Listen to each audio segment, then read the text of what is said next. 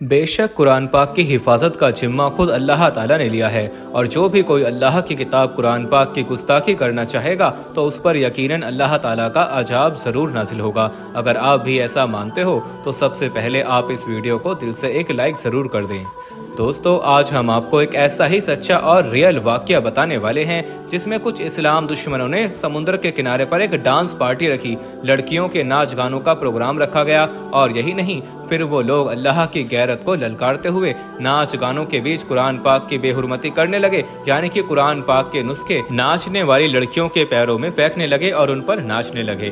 لیکن تبھی اللہ کی قدرت سے ان لوگوں پر اللہ کا ایسا عذاب نازل ہوا کہ جس کے بارے میں جان کر آپ کی بھی روح کانپ جائے گی، آپ بھی حیران اور پریشان رہ جاؤ گے۔ اس لیے آج کا یہ ویڈیو آپ سبھی کے لیے بہت خاص ہے، آپ اس کو آخر تک ضرور دیکھیں، اور سب سے پہلے اللہ کی محبت میں اور قرآن پاک کی محبت میں اس ویڈیو کو دل سے ایک لائک ضرور کر دیں، اور مہربانی کر کے اسے شیئر بھی کر دیں تاکہ اور بھی لوگوں کے پاس میں یہ عبرتناک واقعہ پہنچ جائے۔ تو چلیے دوستو، شروع کرتے ہیں۔ دوستو، اسلام کو مٹانے اور قرآن پاک کو ختم کرنے کی کوشش آج سے نہیں بلکہ تب سے ہی ہو رہی ہے جب سے دین اسلام اس دنیا میں آیا ہے، مگر یہ لوگ اس بات کو بھول جاتے ہیں کہ قرآن پاک اللہ کا کلام ہے، یعنی کہ قرآن پاک اللہ کی کتاب ہے، اور اللہ تعالیٰ نے خود ہی قرآن پاک میں اس کی حفاظت کا ذمہ لیا ہے۔ دوستو، ہمیں سوشل میڈیا پر آئے دن ایسے بہت سے واقعے دیکھنے اور سننے کو ملتے ہیں جس میں قرآن پاک کی بے ادبی کی جا رہی ہوتی ہے، لیکن پھر بعد میں اللہ کی قدرت سے ایسے لوگوں کا عبرتناک انجام ہو کر رہ جاتا ہے۔ آج ہم آپ کو ایک ایسا ہی سچا اور ریئل واقعہ بتانے والے ہیں جس میں قرآن پاک کی کھلی بے ادبی کی گئی اور اللہ پاک کو للکارا گیا،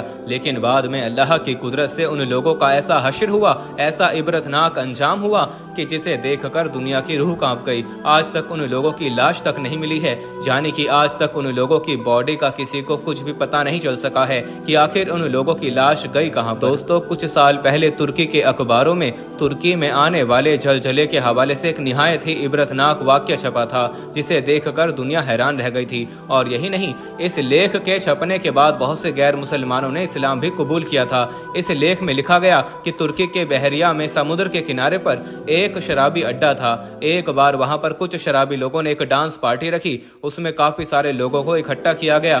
اس ڈانس پارٹی میں ناچنے اور گانے والی لڑکیوں کی بہت بڑی تعداد نے شرکت کی، یعنی کہ بہت سی لڑکیوں کو ناچنے کے لیے بلایا گیا اور شرابوں اور کبابوں کی خوب محفلیں سجائی گئیں۔ اس پارٹی میں اسرائیل سے خاص طور پر یہودی لڑکیوں کو ناچنے اور گانے کے لیے بلایا گیا جو بے انتہا بے حیا تھیں اور بے ہدا ناچ گانا کرتی تھیں، اور یہی نہیں، اس ڈانس پارٹی میں 30 سے بھی زیادہ ترکی جنرل بھی موجود تھے۔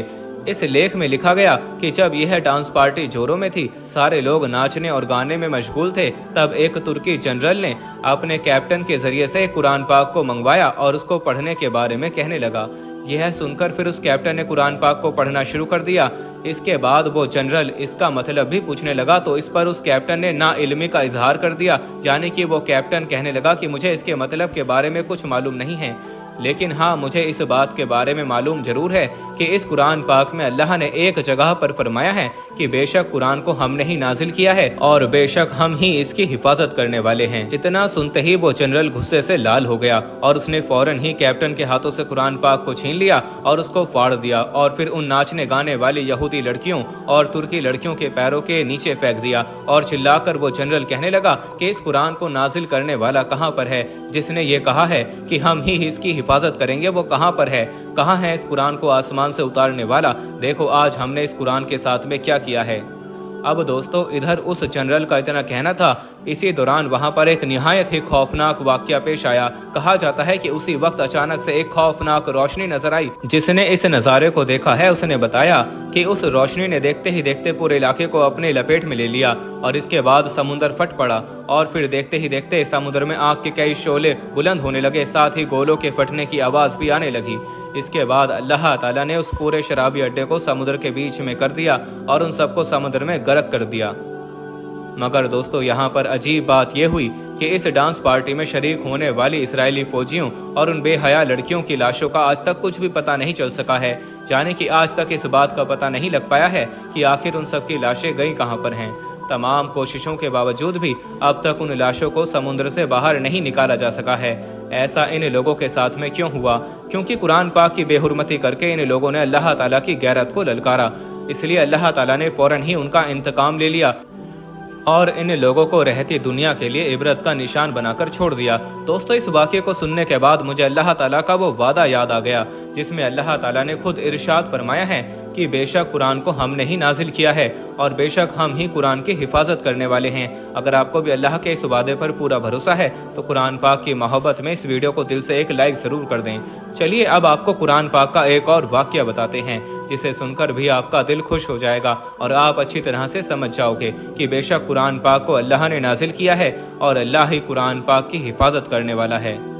अब हम आपको जो वाक़या बताने वाले हैं ये वाक़या 1973 का बताया जा रहा है। उस वक्त रशिया में कम्युनिज्म का राज था। उस वक्त रशिया हुकूमत ने घर में कुरान पाक रखने पर पाबंदी लगा दी थी। मुसलमानों के नमाज पढ़ने पर पाबंदी लगा रखी थी क्योंकि वो इस्लाम से सख्त नफरत करती थी और उनका मानना था कि इस कायनात को बनाने वाला कोई खुदा नहीं है, ये दुनिया अपने आप ही बनी है। दोस्तों, उन दिनों में एक मुस्लिम ऑफिसर था जो मॉस्को शहर में ट्रेनिंग के लिए चला गया। उसने वहां पर जाकर जो कुछ देखा हम आपको उसी की ज़बानी बताते हैं। वो मुस्लिम ऑफिसर कहता है कि जब मैं रूस के मॉस्को शहर में पहुंचा तो वो दिन जुम्मे का था, इसलिए मैंने वहां पर अपने दोस्तों से कहा कि चलो जुम्मे की नमाज पढ़ने के लिए चलते हैं। तो यह सुनकर वो कहने लगे कि यहाँ की हुकूमत ने सारी मस्जिदों को बंद करवा दिया है। इस शहर में सिर्फ एक ही मस्जिद ऐसी है जो कभी कभार खुलती है।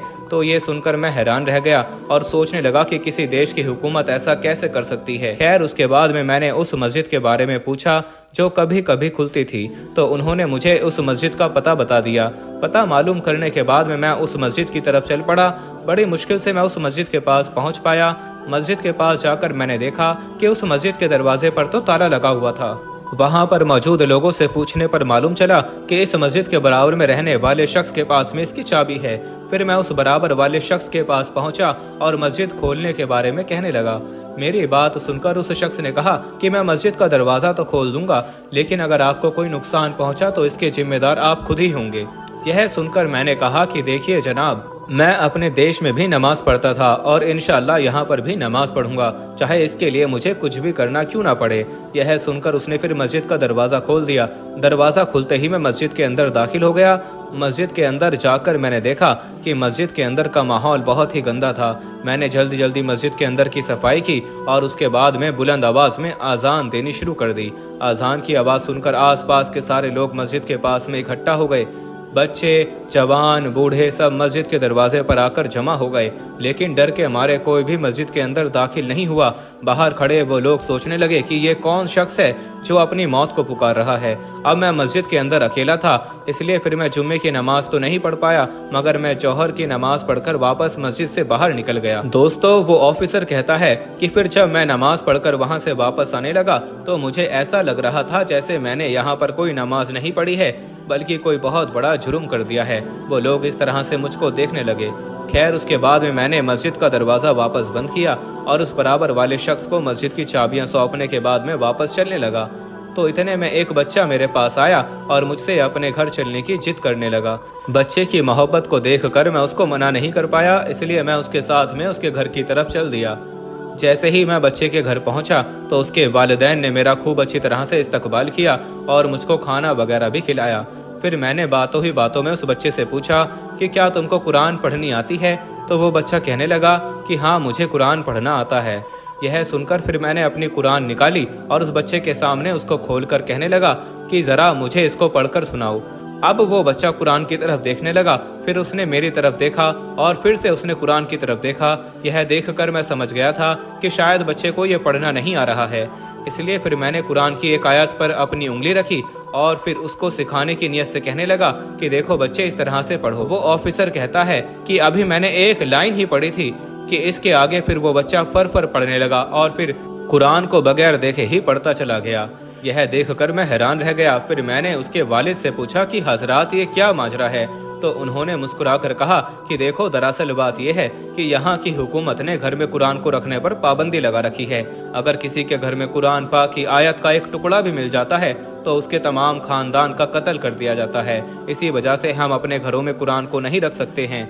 यह सुनकर मैं और हैरान हुआ और पूछने लगा कि फिर इस बच्चे ने यह कुरान पढ़ना कहाँ से सीखा? तो उसके वालिद ने मेरे इस हैरत पर जवाब देते हुए कहा कि देखो, हमारे आसपास में ऐसे बहुत से लोग हैं जो कुरान के हाफिज हैं। बस हम अपने बच्चों को उन्हीं के पास में भेज देते हैं और वो हमारे बच्चों को कुरान अपनी ज़बानी याद करवा देते हैं, और फिर एक ऐसा वक्त आता है कि हमारे बच्चे भी कुरान हाफिज बन जाते हैं। उसके वालिद ने बताया कि हमारे यहाँ पर किसी के पास भी कुरान नहीं है, इसी वजह से हमारे बच्चे कुरान को देख कर नहीं पढ़ सकते हैं, और यही वजह थी कि जब आपने हमारे इस बच्चे के सामने कुरान को रखा तो इसको पढ़ना नहीं आया, मगर जैसे ही आपने आयत को पढ़ना शुरू किया तो ये फर पढ़ने लगा। अगर आप इसको नहीं रोकते तो ये आपको पूरा कुरान ही पढ़कर सुना देता।